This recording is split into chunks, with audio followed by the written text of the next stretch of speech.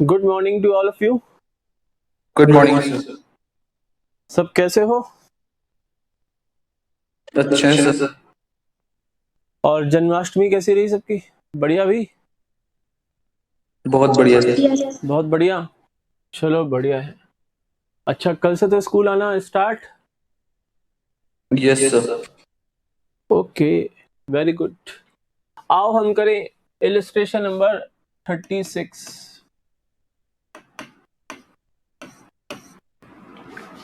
Pass journal entries to record the following transactions on the admission of a new partner। हमें journal entries pass करनी है, तो फटाफट पहले तो फॉर्मेट बनेगा जर्नल का। Date, particulars, ledger folio, debit and credit, rupees and rupees. ये जर्नल का फॉर्मेट बना के अपने हाथों की स्केल से आप लाइन ड्रॉ करोगे।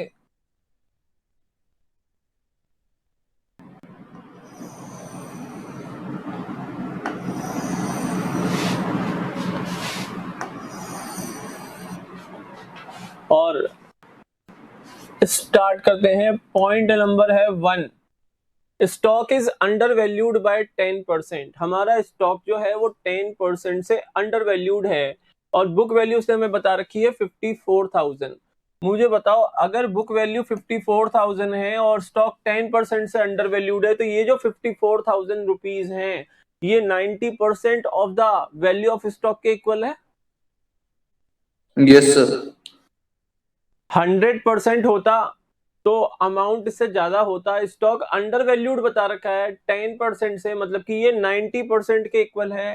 तो 100% कैलकुलेट कर लो, डिवाइडेड बाय 90% कर दो, 100% वैल्यू आ जाएगी। ये कितना हो जाएगा? 54,000 इंटू 100 डिवाइडेड बाय 90 हो जाएगा। क्लियर? 0 से 0 कट करो, 9 से कट करोगे तो 9 6 54, ये आ गया अमाउंट 60,000 रुपीज। अब स्टॉक की एक्चुअल वैल्यू है 60,000, जबकि आपको 54,000 पे दिखा रखा है। तो स्टॉक को 6,000 से अप करेंगे, एंट्री हो जाएगी stock account debit to revaluation account. Amount कितना आएगा? 6,000 रुपीज। ठीक है बेटा, समझ में आ गया? यस सर नरेशन क्या लिखेंगे? अरे लिख दो, increase in value of stock ₹6,000। ठीक है ना?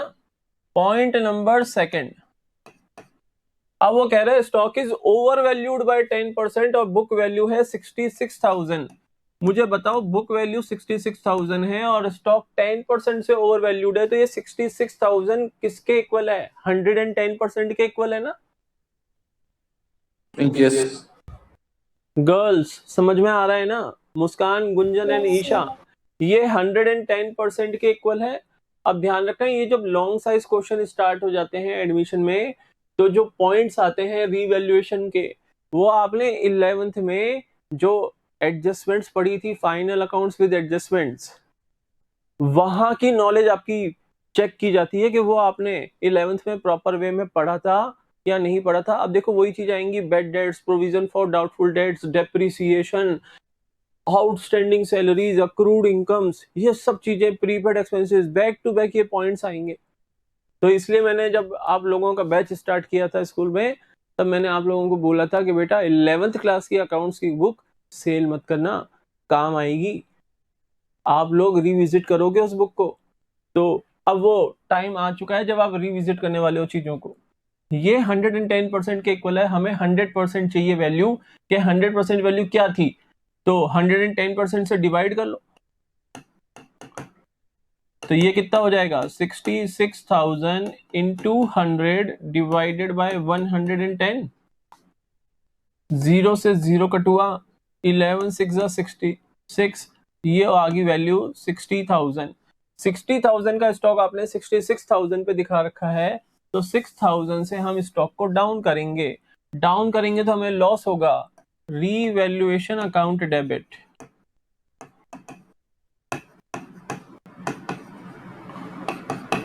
To stock account 6,000। Sir narration लिख दो, decrease in value of stock या reduction in value of stock by ₹6,000। बोलो क्लियर है? Yes. Yes, sir. Point number third, value of land and building is to be increased to लिख रहा है, increased to 5 lakh rupees. और book value क्या है land and building की? Book value है 4 lakh rupees. 4 lakh rupees book value है और आपको 5 लाख रुपीज तक, 2 लिखा है बेटा, 2 यानी 5 लाख तक इंक्रीज करना है। इसका मतलब आपको 1 लाख रुपए से इंक्रीज करनी है ना value of land and building. Yes, sir. Yes, sir. अच्छा, अगर 2 की जगह लिखा होता बाई तो फिर होता 5 लाख से इंक्रीज करना है। अगर बाय लिखा होता तो 5 लाख से, बाय मतलब से, और 2 माने तक, तो 5 लाख तक इंक्रीज करना है। 4 लाख बुक वैल्यू है, 5 लाख तक इंक्रीज करना है, यानी 1 लाख से इंक्रीज करना है। आई होप ये चीजें समझ में आ रही होंगी। Yes, sir. Yes, sir. सब इंग्लिश का काम है बेटा। यहाँ पर अकाउंट्स में तो कुछ भी नहीं है, सब इंग्लिश है आपकी। इंग्लिश अगर सही पिक कर लोगे तो गलतियां नहीं होंगी। तो एंट्री होगी आपकी, लैंड एंड बिल्डिंग हमारी असेट थी, land and building account debit to revaluation account 1 lakh rupees. देखो दो तरीके होते हैं, एक तो वो कह रहे हैं लैंड एंड बिल्डिंग को इंक्रीज करना है 1 लाख से, तो या तो इस तरीके से समझो, लैंड एंड बिल्डिंग के पॉइंट ऑफ व्यू से सोचो कि असेट की वैल्यू इंक्रीज हो रही है तो असेट अकाउंट तो डेबिट होगा, क्रेडिट क्या होगा? रीवैल्यूएशन। और अगर तुम रीवैल्यूएशन अकाउंट के पॉइंट ऑफ व्यू से सोचते हो तो असेट की वैल्यू इंक्रीज हो रही है तो फर्म को प्रॉफिट होगा ना, तो रीवैल्यूएशन अकाउंट तो क्रेडिट होगा, डेबिट क्या होगा? Asset account. क्लियर है ना? Yes, sir. Fourth point, value of land and building is to be increased by लिखा है अब 5 लाख रुपीज से। अब हमें बुक वैल्यू से कोई मतलब ही नहीं है। Land and building account debit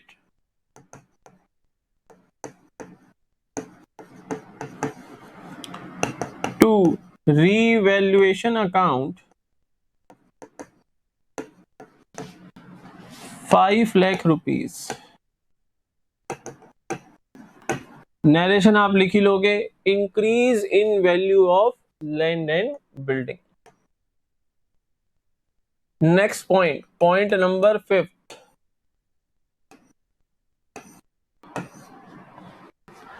point number 5 है, a debtor whose dues of ₹40,000 was written off as bad debts last year, paid ₹30,000 in full settlement. आज भाई लास्ट ईयर एक डेटर था हमारा 40,000 रुपीज का, जब वो बैड ही हो गया था लास्ट ईयर तो हमने तो उसको बैड डेट्स अकाउंट में डेबिट करके डेटर अकाउंट तो क्रेडिट ही कर दिया लास्ट ईयर। डेटर अकाउंट तो हम ऑलरेडी क्लोज कर चुके last year.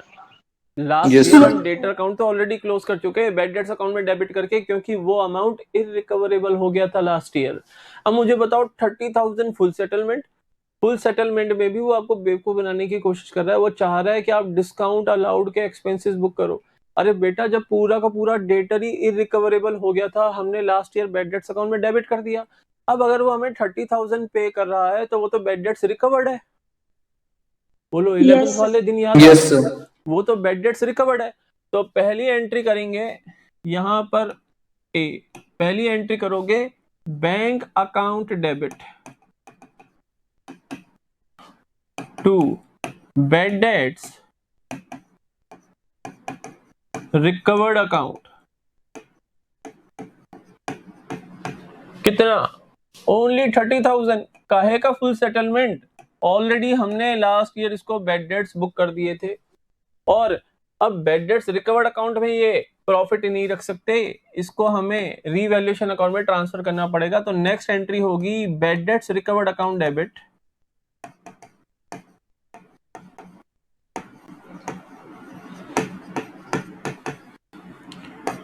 To revaluation account. 30,000 rupees.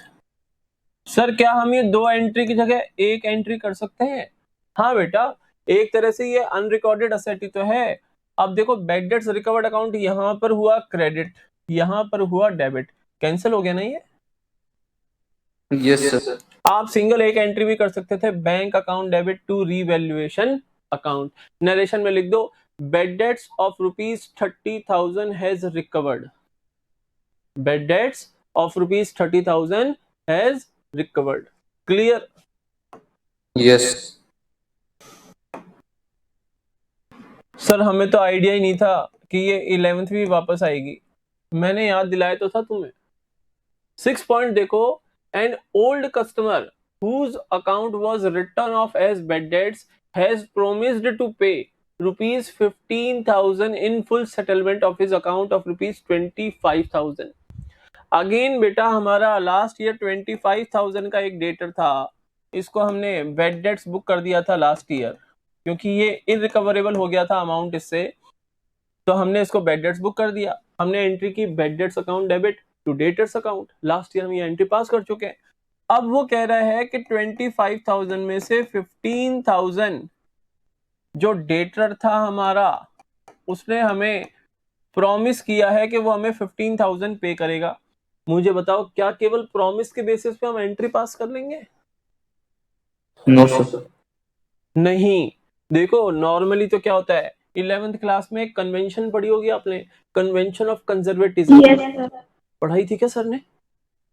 हाँ सर, पढ़ाई थी। उसमें ये कहते थे कि अगर एंटिसिपेटेड लॉसेस एक्सपेक्टेड हैं फ्यूचर में, अगर फ्यूचर में कोई लॉसेस होने का पूर्वानुमान है, एंटिसिपेटेड लॉसेस हमें नजर आ रहे हैं, तो उसके लिए हमें एट प्रेजेंट ही क्या करना चाहिए? प्रोविजनिंग कर लेनी चाहिए बुक्स ऑफ अकाउंट्स में। जैसे हम बनाते थे provision for bad and doubtful debts, कि फ्यूचर में बैड डेट्स होने की आशंका है, एक्सपेक्टेशंस हैं, तो जितने डेटर्स हैं उनका 5% या 8% या 2%, जो भी आपको लग रहा है इतना एक्सपेक्टेड लॉस तो हो ही जाएगा, उतनी हम प्रोविजनिंग कर लेते हैं।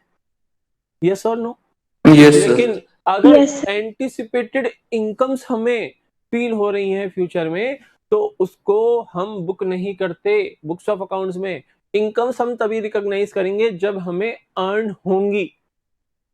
तो ये तो बेटा इनकम है ना 15,000 की, कि वो डेटर हमें प्रॉमिस करेगा, वो डेटर हमें Yes, प्रॉमिस sir. कर रहा है, तो ये तो हमारी इनकम है कि 15,000 वो हमें देगा, तो इसको तो अभी हमें बुक ही नहीं करना चाहिए।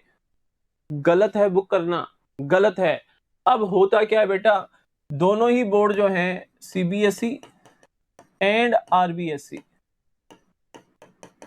दोनों ही बोर्ड क्या कहते हैं कि इसको अभी बुक करो। अगर उस डेटर ने प्रॉमिस कर दिया तो इसको बुक्स ऑफ अकाउंट्स पे बुक करो। दोनों बोर्ड ये कह रहे हैं। क्या दोनों बोर्ड गलत हैं? आंसर इज नो, बोर्ड गलत नहीं है। सर क्यों बोर्ड गलत क्यों नहीं है? आप तो कह रहे हो कि एंटिसिपेटेड इनकम्स को बुक्स ऑफ अकाउंट्स में हम रिकॉग्नाइज तब करेंगे जब वो हमें रियलाइज होंगी। इसने तो केवल प्रॉमिस किया, इसने पे थोड़ी ना कर दिया जो हमें इसको बुक्स में रिकॉर्ड कर लें। बोलो, लग रही है ये बात कि इसको नहीं Yes, sir. रिकॉर्ड करना चाहिए? अब समझो रिकॉर्ड क्यों करना चाहिए, दोनों बोर्ड ने रिकॉर्ड करने के लिए क्यों कहा। बेटा अगर 15,000 जब हमें रियलाइज होंगे in the name of bad debts recovered, अगर आप तब बुक करोगे, तो फिर जो नया पार्टनर फर्म में एडमिट हो रहा है बैड डेट्स रिकवर्ड की इनकम में वो भी शेयर लेगा। Yes, sir. Yes, sir. Bad debts recovered की इनकम में वो भी शेयर लेगा। उसको तो हम दे नहीं सकते, वो तो गलत हो जाएगा, वो तो गलत हो जाएगा। नया पार्टनर प्रीवियस ईयर्स की इनकम के अंदर कोई शेयर नहीं ले सकता, उसको राइट है फ्यूचर ईयर्स की इनकम में शेयर करने का। तो इसलिए दोनों बोर्ड ने कहा कि इसको अभी रिकॉग्नाइज करो बुक्स ऑफ अकाउंट्स में। अगर उसे प्रॉमिस कर दिया है तो रिकॉर्ड कर लो बुक्स में, ताकि जो भी रीवैल्यूएशन का प्रॉफिट या लॉस है वो केवल ओल्ड पार्टनर्स में उनके ओल्ड रेशियो के अंदर शेयर हो। तो एंट्री क्या होगी? उसने प्रॉमिस किया है, तो डेटर रिकॉग्नाइज कर लो उसको बुक्स में। डेटर अकाउंट डेबिट या सन्ड्री डेटर्स अकाउंट डेबिट, क्योंकि नाम नहीं बताया उसने हमें। सन्ड्री डेटर्स अकाउंट डेबिट कितना? जितने का प्रॉमिस किया है, only 15,000 to revaluation account.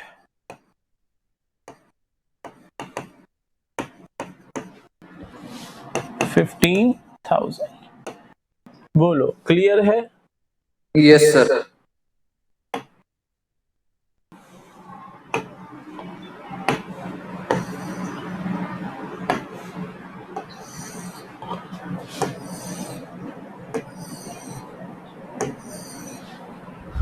Next है पॉइंट नंबर 7th पॉइंट में अ liability for claim included in creditors for ₹20,000 is settled at ₹16,000। हमारे क्रेडिटर्स में 20,000 की एक लायबिलिटी इंक्लूडेड है। इस लायबिलिटी को केवल 16,000 का पेमेंट करके हमने सेटल कर दिया, तो मुझे बताओ 4,000 का प्रॉफिट हो गया ना? लायबिलिटी सेटल Yes, हो गई sir. By making payment of only 16,000, तो 4,000 का में प्रॉफिट हो गया। एंट्री पास कर लो। क्रेडिटर्स को पेमेंट किया तो क्रेडिटर्स अकाउंट डेबिट। क्रेडिटर्स कितने के सेटल किए हैं? 20,000 रुपीज के, तो क्रेडिटर्स तो 20,000 से डेबिट होगा। टू पेमेंट कितना किया? 16,000 का, तो टू बैंक अकाउंट 16,000 और 4,000 का प्रॉफिट हो गया टू रीवैल्यूएशन अकाउंट 4,000। नरेशन लिख लोगे, कोई प्रॉब्लम तो नहीं है? No, sir. No, sir. Last point question का, a computer purchased on 1st of October 2019। 1st of October 2019 को एक कंप्यूटर परचेज किया 40,000 रुपीज का, लेकिन हमने उसको रॉन्गली डेबिट कर दिया ऑफिस एक्सपेंस अकाउंट में। अब बोलो, कैपिटल एक्सपेंडिचर था, रिवेन्यू एक्सपेंडिचर बना दिया उसको। रिवेन्यू एक्सपेंडिचर बना दिया तो प्रॉफिट एंड लॉस अकाउंट में आपने 40,000 रुपीज डेबिट किए होंगे। Is to be brought into account, इस कंप्यूटर को अब आपको बुक्स ऑफ अकाउंट्स में लेके आना है। अच्छा, ले आएंगे जी। कब लेके आना है? 31 मार्च 2021 को। तो मुझे बताओ ड्यूरेशन बीच की कितनी रह गई? 1.5 ईयर की ड्यूरेशन हो गई। 1 Yes, अक्टूबर sir. 2019 से 31 मार्च 2020 तक हो गए 6 मंथ्स, और फिर 2021 पूरा ईयर, यानी 1.5 ईयर हमारा ड्यूरेशन हो गया बीच का। और वो कह रहा है आपको डेप्रिसिएशन भी चार्ज करना है at the rate of 10% per annum, WDV method. Oh my God, अब तो डेप्रिसिएशन के मेथड भी आने लगे, SLM WDV। तो पढ़ के तो आए हो 11th क्लास में, कहाँ प्रॉब्लम है? WDV यानी रिटर्न डाउन वैल्यू के ऊपर आपको डेप्रिसिएशन चार्ज करना है।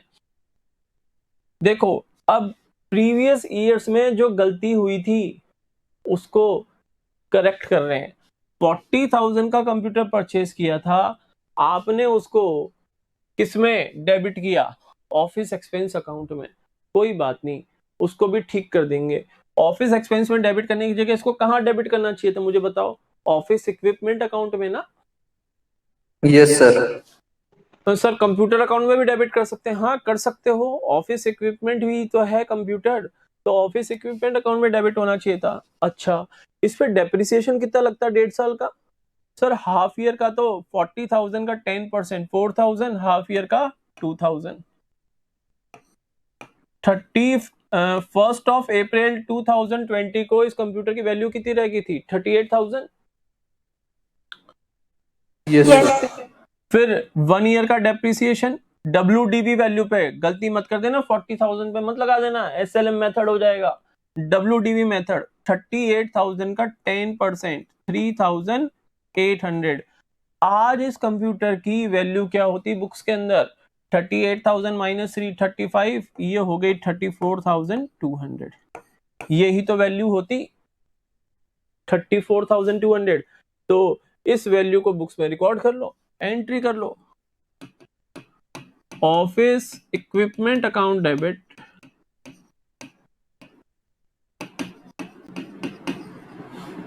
To revaluation account. सब कुछ ठीक हो गया। जो आपने प्रीवियस ईयर्स में अपने प्रॉफिट डाउन कर लिए थे 40,000 से, वो भी इससे ठीक हो जाएंगे। 34,200 एंड 34,200। सर आप कह रहे थे कि ये प्रॉफिट्स भी पिछले सालों के जो हमने कम कर दिए थे 40,000 से, वो भी ठीक हो जाएंगे, लेकिन यहाँ पर तो हमने प्रॉफिट केवल 34,200 से बढ़ाए। अरे बेटा 2,000 और 3,800 डेप्रिसिएशन चार्ज भी तो नहीं किया होगा तुम लोगों ने। अगर उसको ऑफिस एक्सपेंस अकाउंट में डेबिट कर दिया तो क्या ये डेप्रिसिएशन चार्ज किया था? Answer is no. No, sir. तो 5,800 मैंने डिडक्ट कर दिया और बैलेंस अमाउंट से मैंने ऑफिस इक्विपमेंट अकाउंट डेबिट कर दिया, रीवैल्यूएशन क्रेडिट कर दिया। प्रीवियस ईयर में आपने क्या किया था? इतने ही अमाउंट से आपने अपने एक्सपेंसेस इंक्रीज किए थे, तो प्रॉफिट डाउन हो गया था उतने ही अमाउंट से, तो उतने ही अमाउंट से मैंने प्रॉफिट अप कर दिया, रीवैल्यूएशन अकाउंट क्रेडिट कर दिया मैंने। बोलो क्लियर है? Yes, sir. ये क्वेश्चन अच्छा से समझ में आ गया ना? Yes, sir. Yes. Important mark कर लेना सर। किसको? अरे इलिस्ट्रेशन नंबर 36 को इंपॉर्टेंट मार्क कर लेना। इसमें ऐसे ऐसे यही पॉइंट्स आपके अब फुल साइज क्वेश्चन में 3-4 पॉइंट रीवैल्यूएशन के आएंगे, तो ये पॉइंट्स काम आएंगे। अच्छी एडजस्टमेंट चाहिए, एडिशनल इंफॉर्मेशन जो लॉन्ग साइज क्वेश्चन में आती हैं, ये क्वालिटी क्वेश्चन था। अब हमारा है illustration number 37। The following was the balance sheet of Anurag and Bhavna. बेटा अंडरलाइन कर लेना, इतना डेटा हम रिटेन नहीं कर पाएंगे यहाँ पर, माइंड में पॉसिबल नहीं है हमारे लिए, तो इंपॉर्टेंट इंफॉर्मेशन अंडरलाइन कर लेना। The following was the balance sheet of Anurag and Bhavna. एक पार्टनर है अनुराग, एक है Bhavna, who were sharing profits in the ratio of 2:1। 2:1 profit sharing ratio है अनुराग और भावना का। ठीक है जी। बैलेंस शीट दे रखी है 31 मार्च 2021 की। अब ध्यान रखना, आप पढ़ रहे हो एडमिशन चैप्टर, बैलेंस शीट के अंदर आपको ये देखना पड़ेगा कि कौन कौन से आइटम्स हमारे काम के हैं। सर हम समझे नहीं, क्या मतलब आपका? मतलब ये है कि लायबिलिटी साइड में देखो बैलेंस शीट में कौन कौन से आपके पास फ्री रिजर्व्स हैं जो ओल्ड पार्टनर्स में हमें डिस्ट्रीब्यूट करने पड़ेंगे, क्योंकि मैंने कहा था ट्रीटमेंट गुडविल का, एक्यूमुलेटेड प्रॉफिट्स ऑब्लिक लॉसेस का बाय डिफॉल्ट होता है।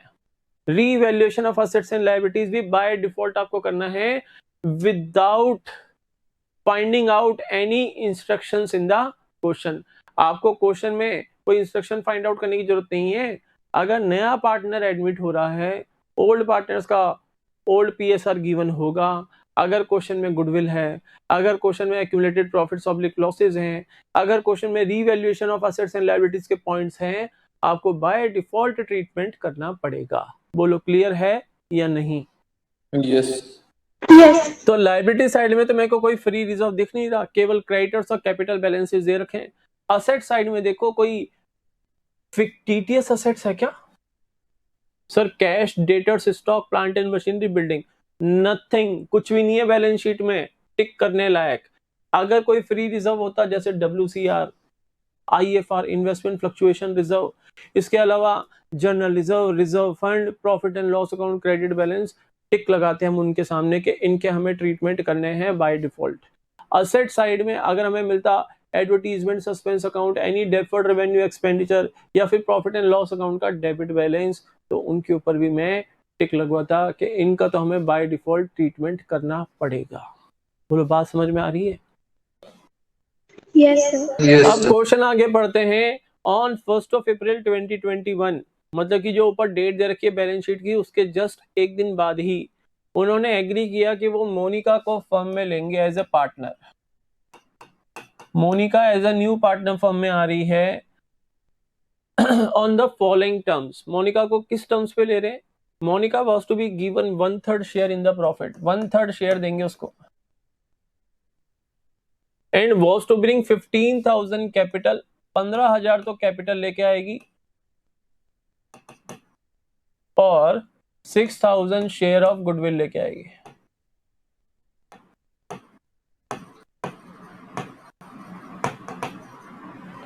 आगे बढ़ते हैं। Second point, that the value of stock and plant and machinery were to be reduced by 10%. Stock और प्लांट एंड मशीनरी को 10% से रिड्यूस करना है। आपको प्रोविजन बनाना है डाउटफुल डेट्स का 5% ऑन डेटर्स, ठीक है। बिल्डिंग को आपको अप्रिसिएट करनी है 20% से। ई पॉइंट है इन्वेस्टमेंट वर्थ ₹1400, ब्रैकेट में लिख रहा है not mentioned in the balance sheet. Balance sheet में ये इन्वेस्टमेंट मेंशन नहीं है, were to be taken into account. इनको बुक्स में लेना है, यानी ये कौन सी असेट हो गई? Unrecorded asset. बोलो बात आई समझ में? Yes, sir. Yes. Next point है, नेक्स्ट पेज पे जाओ, पूरा क्वेश्चन पढ़ेंगे हम। That the amount of goodwill was to be withdrawn by the old partners. जो ओल्ड पार्टनर्स हैं कौन कौन थे? नाम तो बता दो। अनुराग एंड भावना। अनुराग एंड भावना। तो अनुराग एंड भावना को जो उनका प्रोपोर्शनेट अमाउंट ऑफ गुडविल का कॉम्पनसेशन मिलेगा, उसको वो फर्म से विड्रॉ करके ले जाएंगे। पढ़ाया था ट्रीटमेंट ऑफ गुडविल में मैंने। अब वो रिक्वायरमेंट क्या कह रहा है क्वेश्चन की? पास necessary journal entries and prepare the revaluation account, capital account and on the opening balance sheet of the firm. आपको जर्नल एंट्रीज पास करनी है, आपको जर्नल एंट्रीज पास करनी है, रीवैल्यूएशन अकाउंट बनाना है, पार्टनर्स के कैपिटल अकाउंट बनाने हैं और रिवाइज्ड बैलेंस शीट बनानी है after the admission of miss Monica. ठीक है? Yes, sir. बोलो Yes. कैसा लग रहा है क्वेश्चन? इजी सा है। ये है बेटा फुल फ्लैज क्वेश्चन। तो जर्नल के लिए तो मैं यहां पर थोड़ा स्पेस छोड़ रहा हूं। एंट्रीज पास करते जाएंगे और साइमल्टेनियसली हम बनाएंगे रीवैल्यूएशन अकाउंट। सारा काम साथ साथ होगा, 1 बाय 1 करने की कोशिश मत करना। यहां पे हम बनाएंगे रीवैल्यूएशन अकाउंट, ये डेबिट साइड, ये क्रेडिट साइड। वही रिवैल्यूएशन में 4 कॉलम बनाओगे, particulars amount and particulars amount. ठीक है सर? फिर और क्या करेंगे? पार्टनर्स के कैपिटल अकाउंट्स बनाएंगे, पार्टनर्स कैपिटल अकाउंट्स।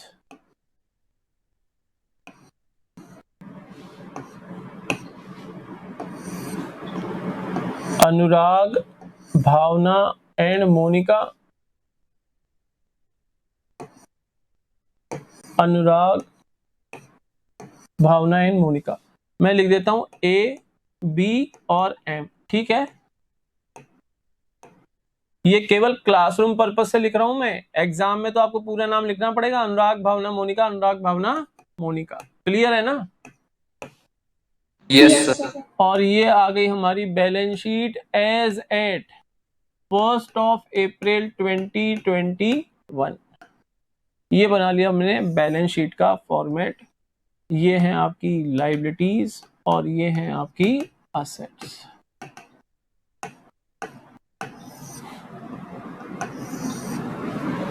चलो स्टार्ट करते हैं। पहले तो क्योंकि कैपिटल अकाउंट बनाने हैं हमें, लिख दो by balance brought down. By balance brought down में 30 और 20, 30,000 अनुराग, 20,000 भावना। ठीक है? ये डैश, बस हो जाओ चालू। मोनिका आई 1/3 शेयर के लिए और उसको 15,000 कैपिटल लानी थी, 6,000 शेयर ऑफ गुडविल लेके आनी थी। एंट्री पास करेंगे। अब देखो बैलेंस शीट में कैश अकाउंट है, बैंक अकाउंट नहीं है, तो कैश से ही एंट्री कर लो। Cash account debit to Monika capital account 15,000 rupees and to premium for goodwill account 6,000 rupees। Cash account debit हो गया 21,000 से। सर ये एंट्री कब पास कर रहे हैं? बेटा सारी एंट्री 1 अप्रैल 21 को होंगी, क्योंकि इसी डेट पे मोनिका जी आई हैं फर्म में। अब इस एंट्री की लेजर पोस्टिंग कर लो। यहां पे लिख दो बाय कैश अकाउंट 15,000 मोनिका के कैपिटल अकाउंट में। बोलो क्लियर है? Yes. Sir premium for goodwill के भी तो लिखो बेटा, वो तो प्रीमियम फॉर गुडविल अकाउंट में क्रेडिट होगा, कैपिटल अकाउंट में तो नहीं जाएगा। Second entry, premium for goodwill account debit 6,000 to Anurag's capital account and to Bhavna's capital account. अब इनका सेक्रीफाइसिंग रेशियो क्या है सर? जो इनका ओल्ड रेशियो है वही सेक्रीफाइसिंग रेशियो है 2:1, तो 4,000 इसको और 2,000 इसको। क्लियर? Yes. Yes. अब क्योंकि इन्होंने ये अमाउंट विड्रॉ कर लिया था, लास्ट पॉइंट देखो, एडिशनल इंफॉर्मेशन का लास्ट पॉइंट, इन्होंने ये अमाउंट विड्रॉ कर लिया ओल्ड पार्टनर्स ने, तो Anurag's capital account debit, Bhavna's capital account debit to cash account, withdraw करके ले गए तो कैश अकाउंट क्रेडिट हो जाएगा। 4,000, 2,000 और ये 6,000। बोलो 3 एंट्री समझ में आ गई? अब यहां Yes. पर लिखो by premium for goodwill 4,000, 2,000 dash, और यहाँ पे लिखो टू कैश अकाउंट, क्योंकि विड्रॉ करके ले गए 4,000, 2,000 एंड डैश। यहां तक ट्रीटमेंट समझ में आ गया? जल्दी Yes. बोलो, Yes. 5 मिनट का टाइम है क्लास का बस।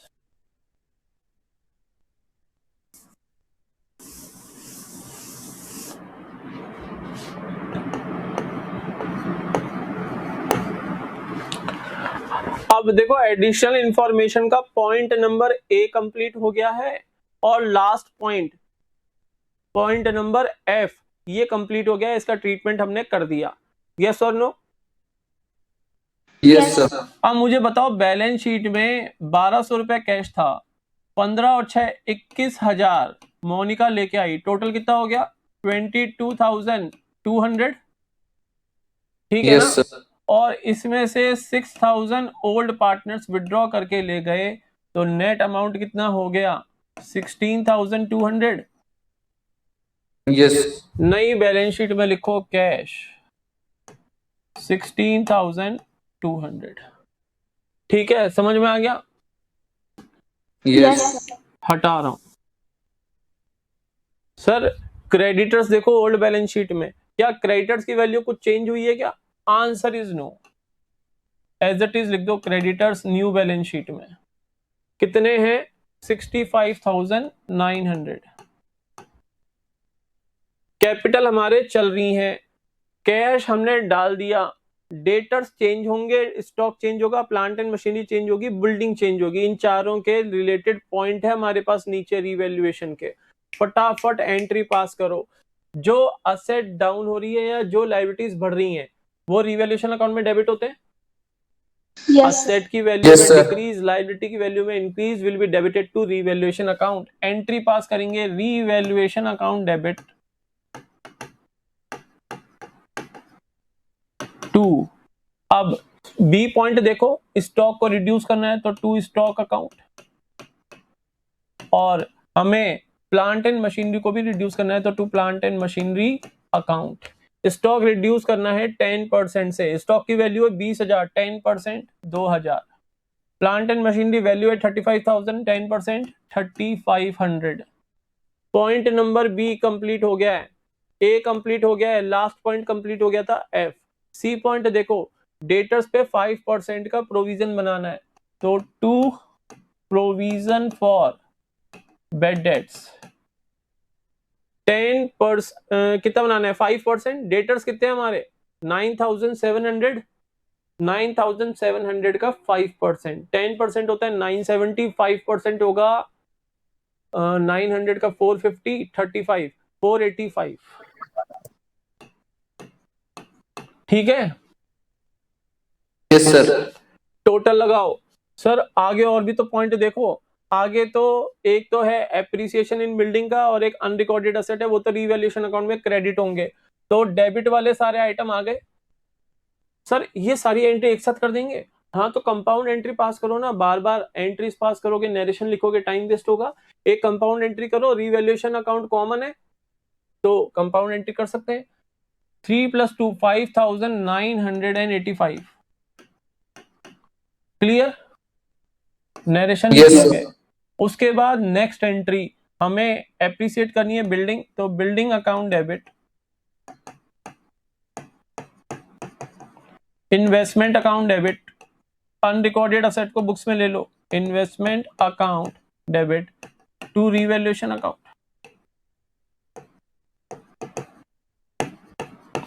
बिल्डिंग एप्रिसिएट करनी है 20% से, मतलब कि 10,000 रुपीज हो गया, 50,000 का 20%, और 1,400 की ये आ गई, रीवैल्यूएशन अकाउंट क्रेडिट हो जाएगा 11,400 से। बोलो क्लियर है? Yes, sir. अब ये सारे पॉइंट हो गए। अब आपको क्या करना है, रीवैल्यूएशन अकाउंट में देखो प्रॉफिट आया है या लॉस। सर प्रॉफिट आ रहा है, 11,400 से क्रेडिट हुआ और 5,985 से डेबिट हुआ, तो नेट क्रेडिट कितना?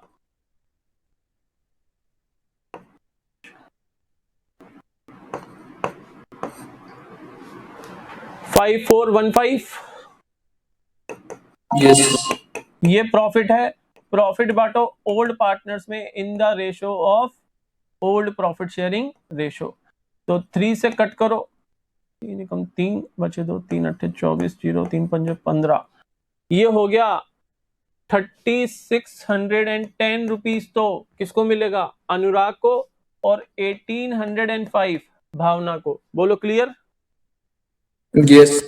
अब Yes. क्या करोगे, यहाँ पे एंट्री पास करनी पड़ेगी पहले आपको, revaluation account debit 5,415 to Anurag capital account 3,610 to Bhavna capital account 1,805, और फिर इसको यहाँ पे पोस्ट करोगे बाय रीवैल्यूएशन अकाउंट, अनुराग में 3,610, भावना में 1,805, यहाँ पे डैश।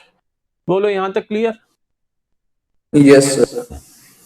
सर हमें जर्नल तो हमारी पूरी हो गई कंप्लीट, और कोई एंट्री पास करने की जरूरत है नहीं यहाँ पर। सर अब क्या बचा, रीवैल्यूएशन अकाउंट बनाना है। तो रीवैल्यूएशन अकाउंट, तो ये जो हमने 3 एंट्रीज पास की थी, एक मैंने पास नहीं की, वो मैंने बता दिया था आपको, प्रॉफिट शेयर करने की entry, revaluation account debit to Anurag capital account to Bhavna capital account, वो एंट्री पास कर लोगे ना? Yes. Yes, sir. अब ये जो 3 एंट्रीज की है रीवैल्यूएशन से रिलेटेड, इनको रीवैल्यूएशन अकाउंट में पोस्ट कर लो। तो revaluation account debit to stock account, to plant and machinery account, to provision for bad debts account.